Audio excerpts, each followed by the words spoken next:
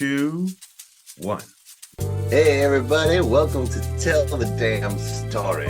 And look over there, it's Alex Simmons, cute as a button. Look at him over there. Yeah, I'm feeling sharp today. How you doing, Chris? I'm doing well. Saturday. Saturday. Oh, you don't know, it's Saturday. We're recording here on Saturday. Glorious is with her sister shopping. They like to shop, but it's slow, patient shopping. Yeah, she wants to get my sister-in-law out walking. So they walk around the mall and they look at a couple of stores and discuss things that the younger sister likes. And then every fourth or fifth time, then they'll, having decided the purchase, then they'll make the purchase. Gotcha. So it's kind of hunting. Stalking and hunting. My wife is extraordinarily gifted at finding the double secret probation sales rack and stuff like that. And your godson is relaxing in the sun, but gonna hop in his car and come back here to prep the house because he's having a party on Sunday. Oh. Yeah, we're gonna have to make ourselves scarce because my man is taking over the property. I see. Is this a barbecue kind of thing? He decided he didn't want to be chained to the barbecue all day, so it's a catered affair. Oh, excuse me. Pardonnez-moi. Pardonnez-moi, indeed. Yeah. Oh, okay. Yes. Oh, he's and come a long way, baby. My other guy is working. He's assistant manager of a pool for the summer or something like that. Everybody's out. The dog is laying around sleeping. The cats are sleeping, so we can work, bro. Yes, and let's do this. And how are you? In our last thrilling adventure, last thrilling episode, we talked about the making of the rise of Soul Scream Antholozine, which is which is your magnum opus project. That is, how long was that actually in the works now? I think the idea first came to me October of last year. Again, I had put together for the New York chapter of Horror Writers Association a Halloween-themed horror writers' night of reading at this huge Barnes & Noble that has subsequently closed down, and they're downsizing to another location. So this is one of the great last hurrahs as far as events were there. I lined up 10 readers. And as they were going on, it's writers, folks, who are going to do a reading. I don't want you to think you just had 10 people come in to sit and read. There were 10 writers who read from their work. That was all horror writing. And the thing that impressed me was how many different subgenres were covered within that reading. Everybody had a slightly different definition of what horror was. And I also realized, with the experience that I had and the expertise I thought I had, that I could put together, using my skills back from the old editing days as a newspaper guy, and all the stuff I did at school and all the stuff I've done with fiction and with you, I could put it all together.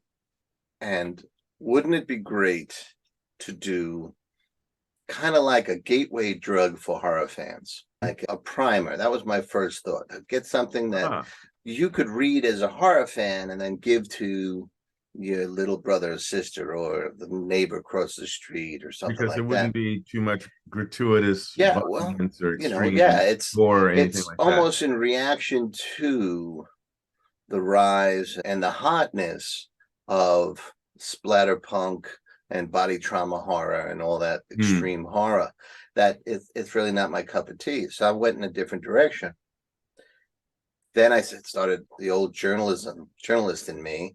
Wait, I'll do a profile for each author. So then, you go a little deeper into who that person is. I said, we have part anthology, that's part magazine. So that's where the idea Antholozine, where that word was coined. And then once I got you and Teal to sit down with me and just go off on YouTube, both have a gift for remembering things from way back. So we talked about female heroes who used will, skill, or agency and who should be memorable. If they're not memorable enough, they should be remembered. And that became in my eyes when I was editing. I was like, wow, this reminds me of the panels at cons. And I realized I had all the elements to have a horror con in your hand. And that's where it all came from. This is October, November, December, January, February, March, April, May. 8 months. Yeah, or into June as well. But yeah. Yeah. And thought it was going to be a breeze. So I invited people that I knew, because I'm not ready yet for the slush pile, the open call. That'll be down the line sometime. And that worked out. And then I separated them. I saw them present themes. I separated them into themes, and that worked out. And I put together the issue behind me. 200 and some odd pages. 202. Yep. I thought that was nice and slim and packed for that size. Yeah, there's just stuff everywhere in there. And so I was pretty excited by it, and put it in order, gave it a final edit, gave it a final proofread, edited it again, final proofread. And then I've been working with Juan Cruz Prats down in Argentina, and putting some art together. He did the cover, and he did some interior stuff for me. So I put all that in. I asked them for 2 different skulls, one with smoke coming out of it, and I put that above the title of or next to the title of every fiction piece. And I got them to do a skull with glasses on, reading glasses, sitting atop a couple of books. And that was for the nonfiction. So I had a visual cue for everything. And I put it all together in a big Word file. So excited. And that's where we left off last week, because I went to first place it was going to be published was be Amazon. Right. And love them or hate them, they sell the most books. So if you're going to start in one place, that makes sense. I didn't give it exclusivity, so I could go other places as well. But I went to lay out exactly what I had, and Amazon said, does not compute. And I tried everything I could, and I ran right up against the limits of my knowledge. And that was the cliff we left off on last week. Yeah. Me saying, oh my God, I'm not going to be able to publish this. Sitting there, and with all the people that had contributed or become involved in or were waiting for, you'd spoken to about all of that, and the material in your hand, you're sitting there with that thought in your head, dang it, how am I going to get through this wall? Yeah. Okay. And I had paid people, because that's how I wanted the business to run. So I had invested money that I had been putting aside for this dream for quite a while. There was no turning back. Yep. And I was dangling and didn't know if I'd be able to climb up on that cliff, no less get over that hump there. So to mix my metaphors. So here we are. You are facing this challenge. And first off, just briefly, what does it feel like when you hit that kind of a wall? Because again, you'd put in 8 months of work, and you'd gotten a lot of other people involved, and they were looking forward to, or certainly expecting to experience, the publishing of their work in your publication. And there you are standing there with this challenge in front of you. What did it feel like? Okay, first I'm going to adjust the timeline. I got the initial idea late in October. Let it fester, thought, ask through November. So I asked people in December, got the material by January. So December, January, by February, I had it all edited and ready to go. And then I hit the wall. So this was supposed to be out much sooner. Oh my goodness. And I'm like, what the hell? And the reason we're talking about this, of course, is because there are emerging writers and creatives who come to see us here, and they're going to have to go through the same learning curves. And I think that's the thing that saved me, is that with the publishing adventures I've been on with you and myself, I had learned that it is part of the learning curve, and it's part of this whole big cycle. So I knew what I had to do, which is learn how to get past this wall of no. So my first response before I really even answer this is, everybody who's out there, you're going to hit that wall of no. It's just the next thing to figure out a way to yes. And most of the time it's self-education. So the first thing I did was saw what money I had to spend, not much, but I said, let me go to a professional if this is something I really want to do. So I went to a printer that I know, and I explained what I wanted. And I had talked to him before the holidays. So she expected me like January 2nd. But by this time was February. And I reminded her of what I was asking for. And she said, yeah, I can do it. Now, we lost January and some of February, and now some of my business is picking up. So I will fit it in wherever I could. So two things happened. One, good news for her. She got inundated with work. Okay. Hooray for our side for her, right? Yep. But also she started seeing that to actually do it so that it would work, she was going to have to reprogram a bunch of stuff one by one, almost line by line or paragraph by paragraph, especially when it came with the illustrations. It's time consuming, which was the one thing she didn't have. So mark it down is not the best communications, but a month to 6 weeks passed.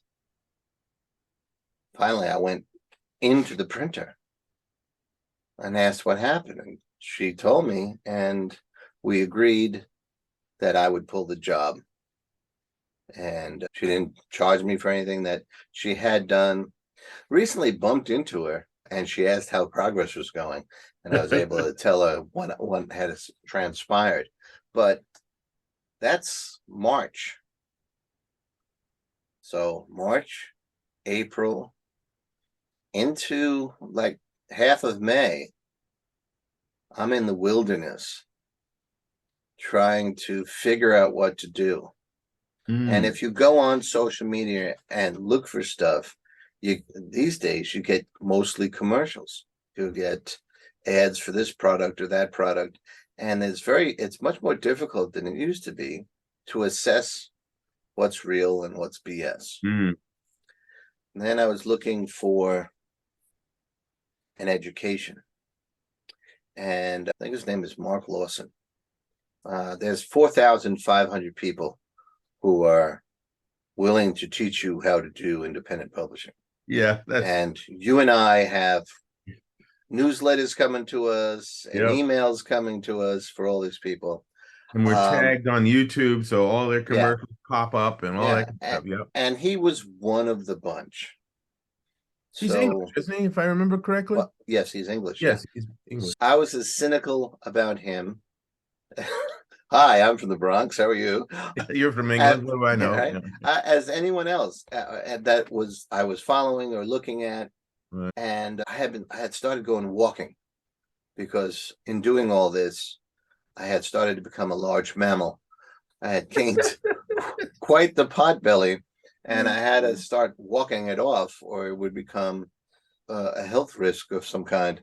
I wouldn't know nothing about that. I mean, yeah, you are slim and trim and all of that. So I was looking for meaty podcasts to listen to, and I had long since strayed away from all but one political podcast, because it's just yelling at whoever is on the opposite side of the fence, and it's all nonsense. But I was cycling through these writer podcasts. This is Horror, fantastic interviews on people. A couple others that I had to stop listening to because I kept purchasing every book that the guest was. You're going to go broke. Lawson's got one, self-publishing podcast. So I said, let me give him another listen. And it happened to be an episode where they were talking about yet another product. And it was their complete course on self-publishing, called Self-Publishing 101 or something like that. So I said, this is horseshit. Let's listen. And subtopic after subtopic. They were going through the different modules that they cover. What I kept discovering was like, oh, that module answer, I need to answer a lot of questions on that topic. Oh, same thing with that module. Same thing with that module. And it seemed like it was aimed straight on at all the things that I knew at this point I didn't know. By the way, ladies and gentlemen, when you start to learn what you don't know, you're making progress. Right? Because if you at the beginning you think I got everything, I know everything, and then if you're any good at all, you learn how little. So I took a chance on this course, and it has clearly and efficiently taught me step by step things I was making mistakes on, how I could do things better. And it comes with a Facebook group that if you buy into this course, that's how you get into the Facebook group. And it's a long way to say that wound up helping me stumble on the answer that solved the problem and got me off the Production cliff. problem. Yeah. So in going on to that Facebook page, I was just reading a bunch of things and commenting a little bit, but not that much. One, I was the new guy, and two, I definitely had more questions than answers. And when it came to production and when it came to layout, the one word kept popping up, excuse me. It was two. One, I don't use my Apple computer anymore. So Venmo or Velma or whatever it was, that's for Apple. For Mac, I couldn't use it. But this word came up, Atticus. Atticus. Okay. Atticus. And ICUS? Yes.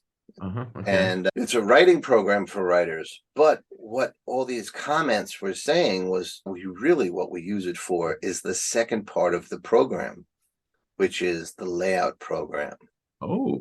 And that layout program solves most of, if not all of your problems. And as you learn how to use it better, it gives you more flexibility in what you want to do. So I said, this ought to be $10,000. No, it wasn't. How much? If I remember correctly, it was $147. Yeah, $147,000. Yeah. I was used to the sarcasm. I'm sorry. Yeah. It was $147. And for me, weighing the possibility of $147 solving all of my production problems, I could justify risking that amount. And for once, the risk paid off. Excellent. Atticus, I did have to go and sit and watch a couple of tutorials that they offer. And then I went on YouTube for 2 days and I'd watch. And then when I found one that really answered the things that I was having problems with, I put it on my... Save it. No, I actually put it on, because it's on YouTube. I know where it is. But I put it on my iPad. And I put my iPad next to where I'm talking now, which is my workstation. And I would do something until I got, I don't know how to do that. And I watched that episode until it told me how to do that. Click, do it, then go to the next thing. And that's how I got through basic layout. Then I went and said, I want to put those skulls in.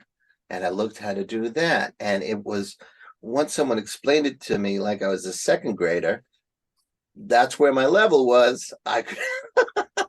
So I got each of those skills I needed. And the book you go through. Book that I bought off of Amazon. That was laid out through Atticus. Wow. And how long did that take? When I had it down. Yes. Okay. Right. When I had it down, when I was still doing the learning curve, but I knew where to get the answers. Yeah. A day and a half. Beautiful. And then I laid out Genius High using Atticus. One work day. Wow. Yeah. And I was adding in, you know how you've seen my table of contents and it's just chapters 1 through 50 or some nonsense? Genius High had some subtitles. So some of their chapters were named. So it started looking weird to me. So I decided to name all of them. So now Soul Scream has each chapter is either a short story or a profile or one of the features, because we have features and then we have that panel. So they had all titles, and now Genius High has all titles. So that may be how I go in the future, but it's like an extra, a bonus while I was doing this. You'll notice that there's a little flair to the fonts for the titles. Oh, okay, yeah. The copy is nice and clear. I was able to put in some illustrations. I'm gonna have to check this software out myself, actually. Yeah, and Atticus, God bless you. You give me a bonus if you want, but an affiliate. I thought it was it answers a lot and solves a lot of problems for the independent publisher for a very fair price. Is it Atticus.com or IO or? I think it might be IO on the top of my, but don't sue me if I'm wrong. We'll put something in the. You know how I found it originally? I searched Atticus for writers, and the options came in, and then there it is, boom. And then once I had it, there you go. So you were able. I'm sorry, didn't mean to cut you off. It's just exciting. So you found this software that made the post-production on putting the book together, the physical features together, made that possible. And then what? Did you go back to Amazon to upload? Well, one of the great things about Atticus, and it sounds like an Atticus commercial, but we aren't getting paid. That's right. Not yet, anyway. They have an export feature. And they export, off the top of my head, I think it's PDF for print and EPUB for the ebook, which are exactly what Amazon and other Kobo, and I'm sorry, I should have had all four. There's 4 different ones, but these will suffice for what those requirements are. And so when I did that, it worked. And the only thing I had to adjust after that was the actual decimal point, using the fraction sizing of the cover had to be adjusted. Okay. Because we thought it was 6:9, but it's really 5.78 or whatever. And once that came up, I just took a picture of that and sent it to Juan, and Juan says, fine, here you go. And Trueborn Designs, that did the cover for Genius High, she made the adjustment for me as well. She does fine work too. So Trueborn, Trueborn, TRUBORN Designs out of Northwest United States. Yeah, give her a try. You can find her on social media. Probably look up Trueborn Designs is the best way to find her. But we probably will also put a Northwest link. NW Reader. We will probably put a link in the comment section for that. So there you had the proper format for dropping it into the hands, the digital technological Amazon KDP, and boom, off you went. Again, we had to adjust the covers, and if we're going to mention Trueborn Design, let's mention that Juan Cruz Prats can be found on Fiverr. That's where he works out of. So we got all that done, but I want to stress for a moment that I had spent weeks editing and laying out. I had gotten blurbs earlier, and then all that was laid on the back. So this was purely layout and production with Atticus. Each of them only took me a few days and were accepted without problem. And I was shocked and delighted. And then give you a review and you look and things worked out and things worked out. And then you hit publish, man. That's a scary moment.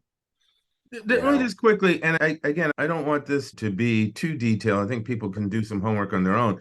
But when you upload your manuscript to Amazon, you said something about in other conversations, you've said things about keywords and things like that. So just when someone is going to upload there are several pages to lay out. Right. What are they, without, again, too much detail? Well, they want to know who's publishing it. Right. They want to know the date. They want to know if it's a series or not. What size the book is going to be. What kind of the cover. For example, I always use the matte style. I don't want it to shine when people take a picture of it, or it's on, I wanted people to be attracted to the artwork on it. Yeah. Genre, do you have to indicate genre? Not yet. You have to go to color of page. I always use cream rather than white. White feels less professional to me. So he's talking about the interior pages. You Right. have white pages, or you can have cream color pages Right. that your copy is actually printed on. And what's the advantage of white or cream? In my opinion, and it's going as far as that, I've done white and I've done cream. Cream looks more professional. I want my books to look exactly like other books you pull off the shelf. At 6.9, at 6x9, 6 inches by 9 inches, they're a little bigger than some other paperbacks, but more and more paperbacks are getting around that size. So Right. I want it to be, yeah, that's what it is. There you go. It was that thing. Was there anything else that you had to, any other information that you had? There's a ton of other stuff. You have to have the ISBN number, and they will offer to supply one for you. And you have to make a decision about that, because that comes with some strings attached. Okay, they also want you to be Kindle exclusive or Amazon exclusive, where you get a bigger cut of KDP, but you cannot go anywhere else. As a matter of fact, if you accept an ISBN, which is the barcode that from Amazon, then other places won't even consider publishing it. So that's a lesson I learned. You learn the hard way. But so you have to buy your own ISBN number. Yes, and there's places to do it. You can buy 10 at a time or whatever. You can buy them one by one, but 10 at a time seems to work. I bought 10 a long time ago. I haven't used all 10. Some people say, I better get 50. Good luck. You're going to be busy. Yeah. And if you look up purchase ISBN, there'll be a bunch of places. Just do your homework as to which ones, because some are now, just the thing that I find most independent books a weakness, or maybe they don't approach it with a marketing mindset, but it's the back cover copy. Yeah. How did you approach coming up with a synopsis, if you will, of your book? Was there an attitude, a tone, a mystique? Definitely, there definitely is. And my years in local journalism helped with that, because I'd have to have some input on ads and all that sort of thing. So I had to come up with a couple of phrases. The death of marketing is a long sentence or a long phrase. The horror con you can hold in your hands rolls trippingly off the top. Boom, right? Or gateway drug for horror fans is subversive enough without being too dark to attract some people. So those kind of things. And then in the paragraph, you want to lead with one of those catchy phrases and like end with one of those catchy phrases, right? It's Keith Moon was fretting to Ringo Starr one time, or vice versa. It might have been Keith advising Ringo about, how do you do a great drum solo? He says, don't worry about the middle. Just have a really catchy beginning and a really catchy end. And it's and that's what you want there. So I started with a hook, and then I went as briefly as possible. And this is where embrace rewriting as your friend. You will rewrite back cover copy or the book description copy for Amazon or Kobo or any of those almost more, probably more than you do your actual novel, because you're writing it over and over again. How can I get it, say it better? How can I be entertaining and quick and still deliver? Short, punchy sentences, I think, work. So what I did was get maybe the top third, a headline and a paragraph covering in the top third. And then the rest of the next third or the next 40 or 50% were blurbs. And you gotta be careful. Don't ask for blurbs for the people that are actually in your book. So I spread it around, because that will give it more legitimacy. So I had a Stoker winner, a Stoker finalist. Stoker being an award within the horror. It's the horror Oscars. Right, there you go. Right. Okay. And then a third person who won several awards and was funny. I think he's an African-American award-winning horror author and tequila enthusiast, which I thought was pretty funny. There's a hook line if ever There's heard a hook, right? Yeah. So then the bottom was the Seamus and Nunzio logo and the barcode, and Right. there's your cover. Okay. Back cover in particular. Yeah. But you have to form and function. You want it light and airy to read through, punchy words, dynamic verbs, and in and out, boom, boom. And there you go. I'm sorry. I want to leave room here, or actually steer towards now something that was very important that came up when we were talking pre-recording. The book comes out. Yes. You get the book out. You've climbed that mountain. You got it out. It is out into the world on Amazon, by the way. Yes, you can go find it. Yes, there'll be a link in the comments. But the book was out.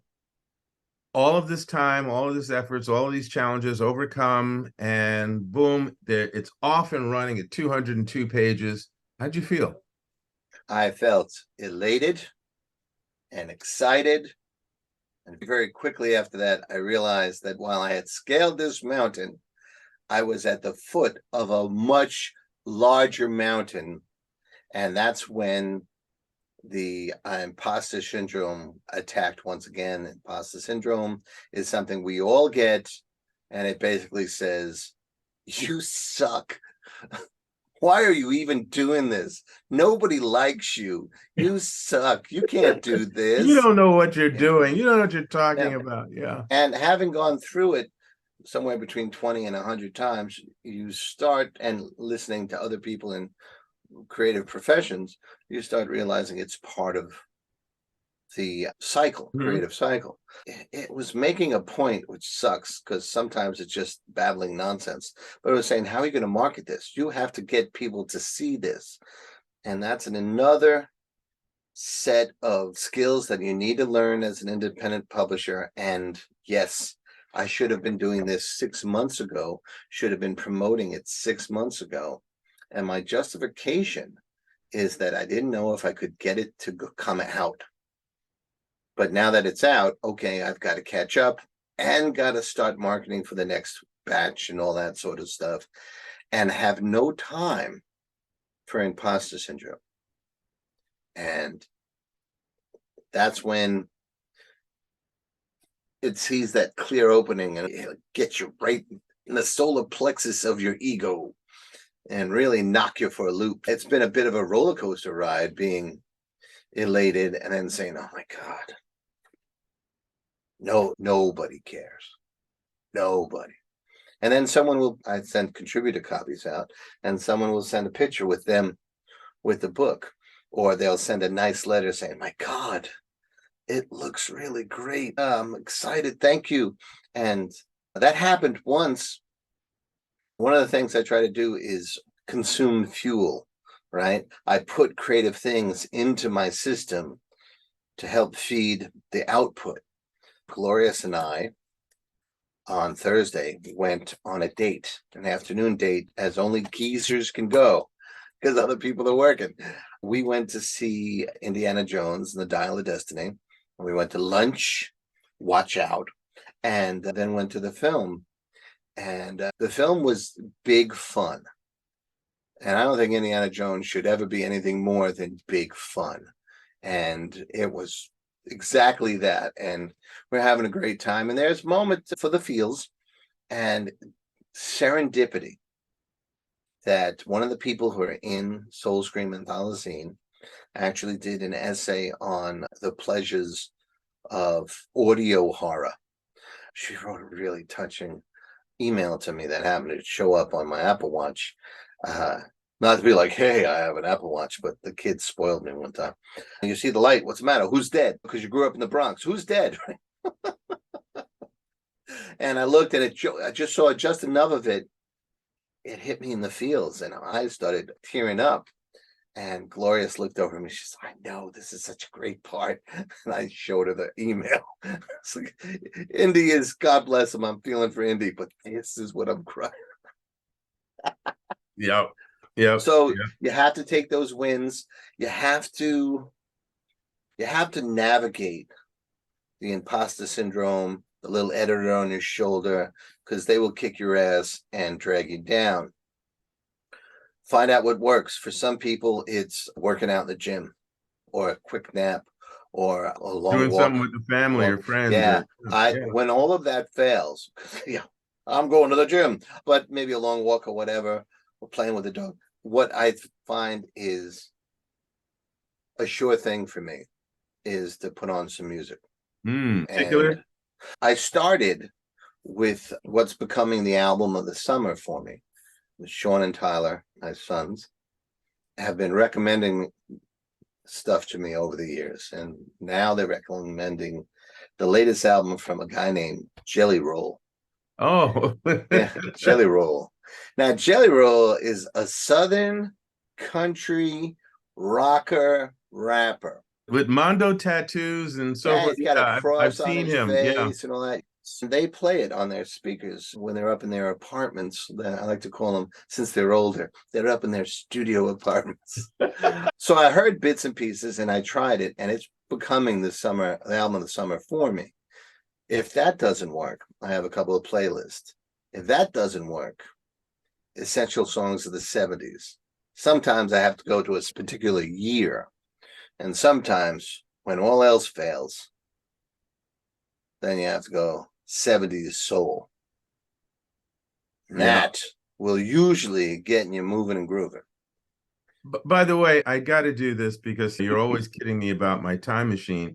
But you just mentioned Jelly Roll, and I just feel obligated to mention that there was another Jelly Roll. He was a Morton.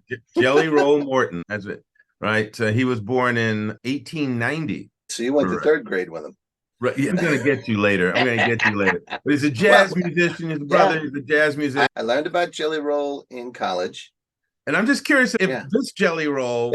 I don't know if he even knows about Jelly the Roll other Morton. Jelly Roll.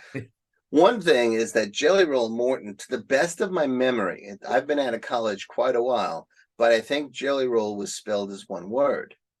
This guy spells jelly and roll as two words, like a first name. Like the New York Times would probably refer to him as Mr. Roll. So I wonder, but his music has definite country roots, definite rock roots, definite rap roots in there. And his lyrics are like gutter spirituality or gutter Christianity. He's talking about the bar and the cross and Jesus saving him while he's in the gutter and that kind of thing, which these were blues staples. So either he knowingly is borrowing, most white people, or he is going to come into a realization that, wow, I'm really treading the same crossroads, etc., as the classic Mississippi bluesmen, and maybe I should. So I don't know. I don't know enough whether he has educated in the roots. I would imagine any musician would be, but all I know is time will tell. Yeah, music saves. This music helped pull you.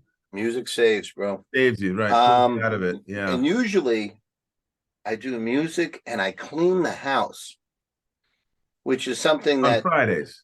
I do, because a lot of stuff will build up and then I'll work out the problems on Friday and that kind of stuff. This last wave knocked me right out of cleaning as well. You have to, if you're not paying attention to it. And I was supposed to go to a reading Friday night and I hadn't recovered enough. Yeah. Okay. You got to take care of the self-care, because part of the roller coaster, part of the cycle is that in dealing with imposter syndrome or dealing with the frustration of whatever wall you hit, you got to stop, get whatever's going to give you the energy. Okay, how do I creatively go over that?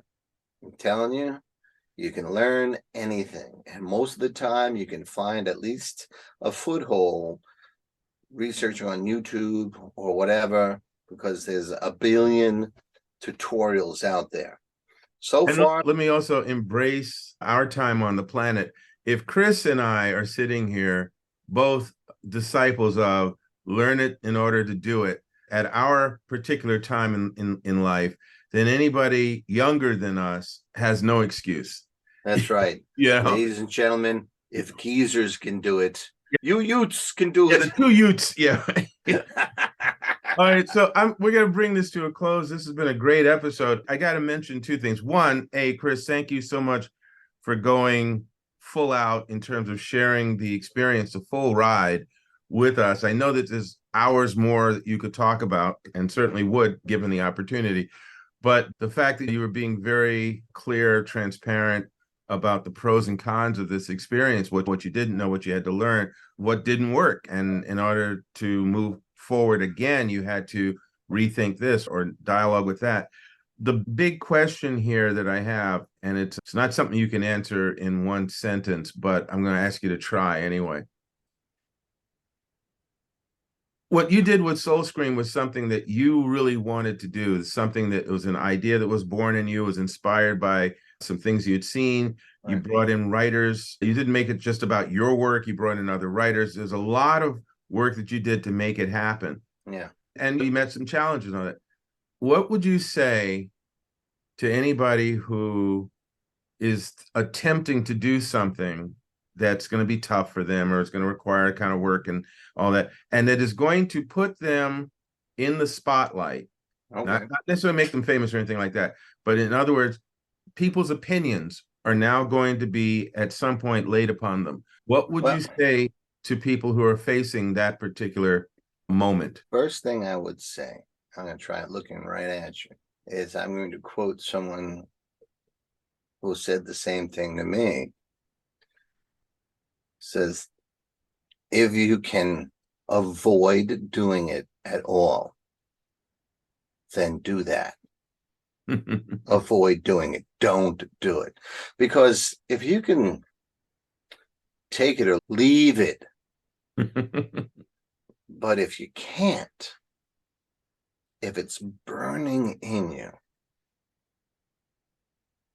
then you'll stay around for all the steps it takes, will it into existence, but then you have to keep working at it to make it as good as it can get. For the second issue, I'm rereading the stuff now, and I realize there's one story I want to include, but it's 33 pages. So I'm going to have to cut a third of it out. That's going to fall on you as an editor, and you have to be empathetic and supportive and cognizant that someone else wrote this. You can't be a butcher about it. But at the same time, you have to know, are people going to read this for 30 pages and make those choices? And then you're going to have to learn. You might look at this book and say, you didn't do this or that thing. I welcome your letters and emails. Yeah. But you have to put it in the best order so there's some kind of flow. And then every aspect of it is a judgment, and then judgments upon judgments within yourself. Is it the best?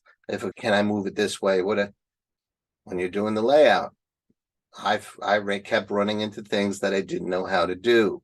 You have to find answers for that, So, or else and it in terms never of works. dealing with people's opinions. People's opinions, it is the gateway for the imposter syndrome to come running back in. If people find fault, you can be like, oh, I knew it sucked.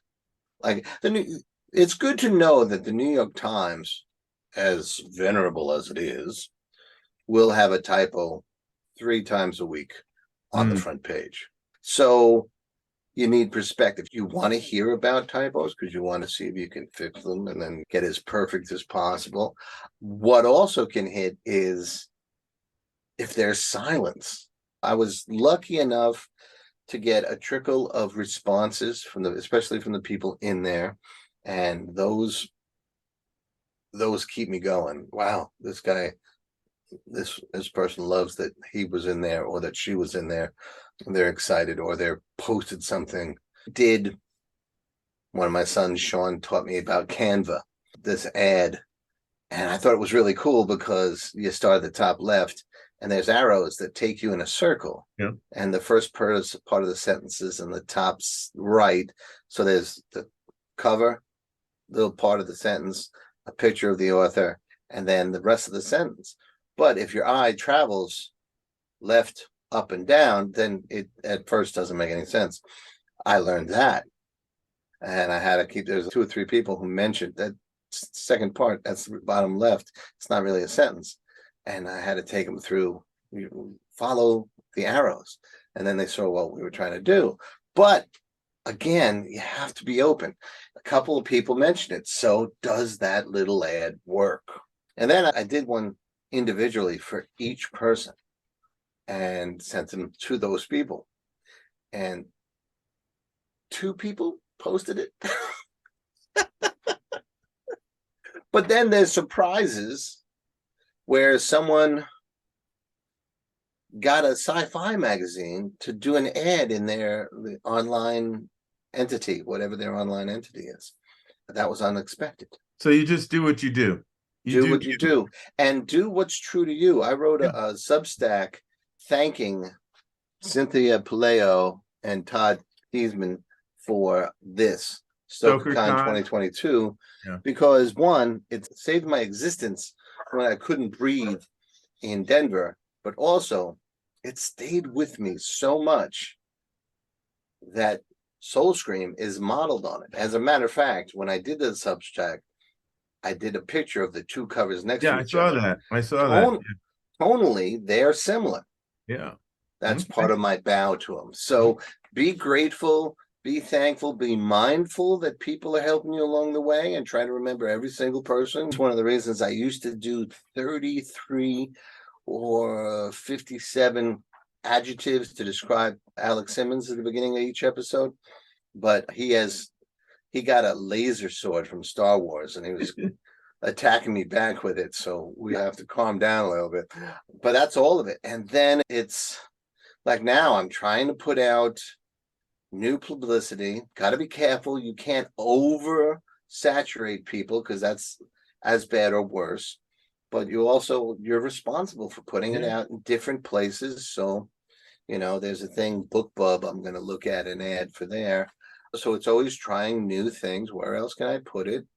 And see where it goes. And at the same time, I'm preparing volume 2. So that's a good way to know. In that note is you're promoting volume 1, and you're already working on assembling volume 2.